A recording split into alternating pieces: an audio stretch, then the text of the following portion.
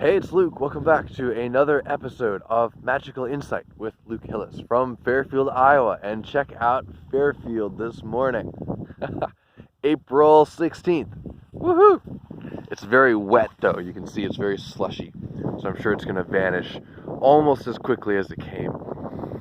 So today, just following up from yesterday. If you saw yesterday's video, I was kind of discouraged. And not to say that that's gone, I'm sure there's a lot of that still there, but I'm feeling better today.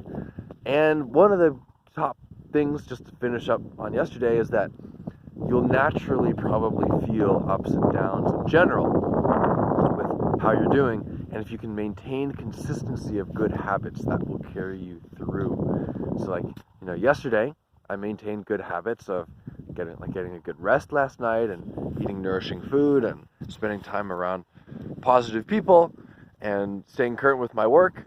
And then this morning I feel all bubbly. So that can happen. There's still more healing work for me to do, undoubtedly, on yesterday's topic, but some good habits will carry you through like no other. And speaking of good habits, what the topic of today's video is about sleep, once again, and about getting to bed early and strategies for getting to bed early, because I think there's universal agreement that getting to bed early is a good thing for feeling happy, for feeling successful and having good energy. But there's not necessarily universal understanding of how to do that. For most people, getting to bed early is a real challenge for a lot of reasons. And I won't begin to pretend I understand what it's like to have kids and getting to bed early, because I don't really understand. I have some theoretical idea. But this video will be designed more for people who don't have kids, because I don't really get what that's like. But I think the principles still apply. So if you have kids, I invite you to still listen on. So basically, the first step for getting to bed early is to define what is an early bedtime. So for me, an early bedtime is 9:30 or before. If I get to bed by 9:30, I'm on a good track. If I get to bed after 9:30, I'm kind of starting to miss the magic of my days. And you might be going to bed at like 12 or 1 when you hear this, and you're just like, what? Like 9:30? That is inconceivable.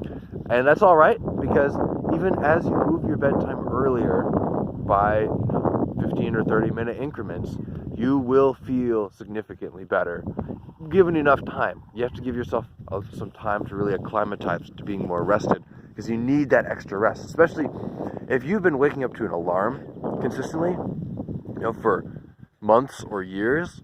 It's going to take some time for you to really catch up on your rest debt. It's literally a debt. The body stores debt in the form of fatigue. And then, like a financial debt, it's going to take a while before you've paid it off.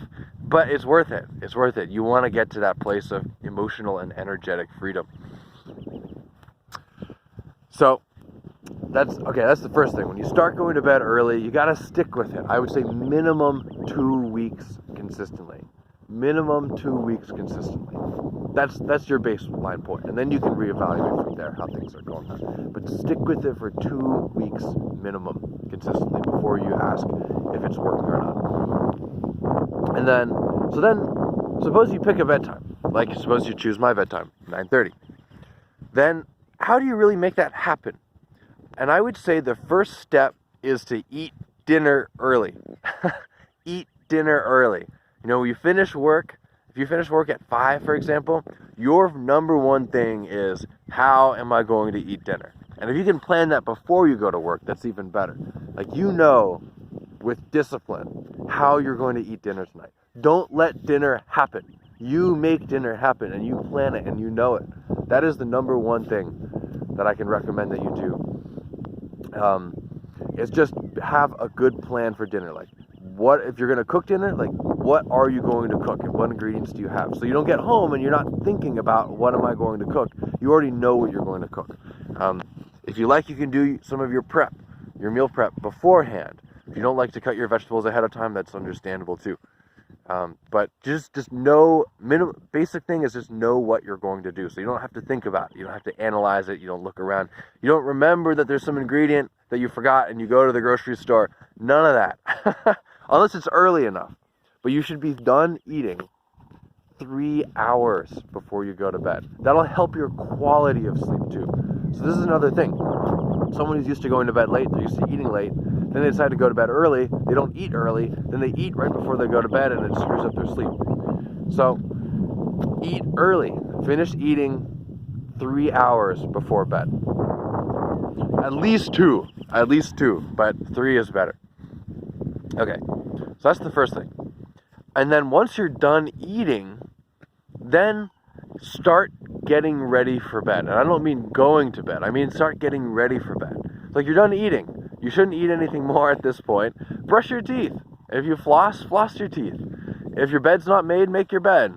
You know, if you haven't picked out what you're going to sleep in, if you wear pajamas or something, pick that out. If you're gonna do the dishes before you go to bed, do the dishes. Just make a list of all the things that you consistently do before you go to bed. Like if you check your messages, if you have some emails to check and stuff, do it all right after you finish your dinner. Don't play after dinner. Get everything ready for bed. So literally, if it were bedtime, you could just climb into your bed and call it good. So get all that stuff done right after bedtime. It is a discipline. It is like you finished work in the day and you just want to chill. But your work is not done. Your work is not done until you have eaten and until everything is ready for bed. And then you can have playtime. Whatever you like.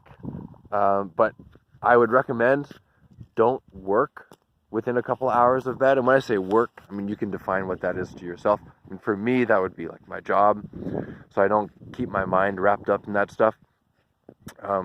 Trying to get away from a productivity-based focus as well, because sleep is not based on achievement. If you try to achieve sleep, you're gonna be up. It's kind of a natural thing. You need to settle into your naturalness. You're sort of, and fun and relaxation and ease is a much better energy for sleep. So I would say stop your productive focus a couple hours before you're going to go to bed. And then what? Where was I? Okay, so we got, I'm just thinking about so many things. So then you're done working at least a couple hours before you go to bed. And everything's all ready for bed. All you have to do is climb in. Then you just do whatever you like. But an hour before you go to bed, get rid of the screens. And the screens means like the movies or the TV shows or the computer screen. Even like significant phone usage. Like I would put away the news feed of Facebook or any social media you're checking out. Just put away the screens, whatever it is. Not to say that you can't look at a screen. But I would say don't spend significant time looking at a screen within an hour of going to bed. And then when it's bedtime, you just get into bed.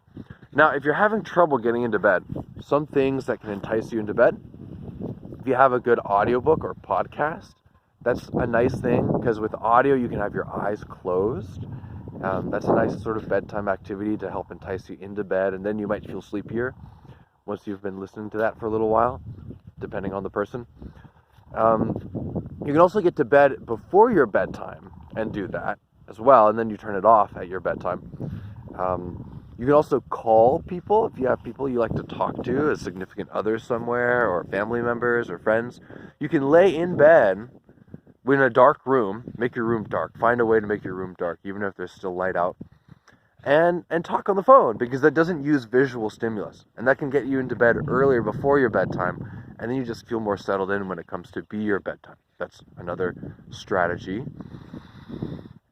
What else to include? If you can make your room cool, that's good. That's proven to help sleep. And if you can make your room nice so it's enticing to be in, like it doesn't smell bad, it's not messy, these are all things that'll entice you to get into bed. And if you got a partner, you can enjoy bedtime before bedtime together, however you choose. And and then just the more you do it, the easier it'll get. It's a habit. So I hope you've enjoyed. I hope you get great rest, feel happy, feel energetic. This is Luke with Magical Insight from Fairfield, Iowa. I invite you to subscribe, share the video, comment, reach out to me. I'd love to hear from you. Have a great day.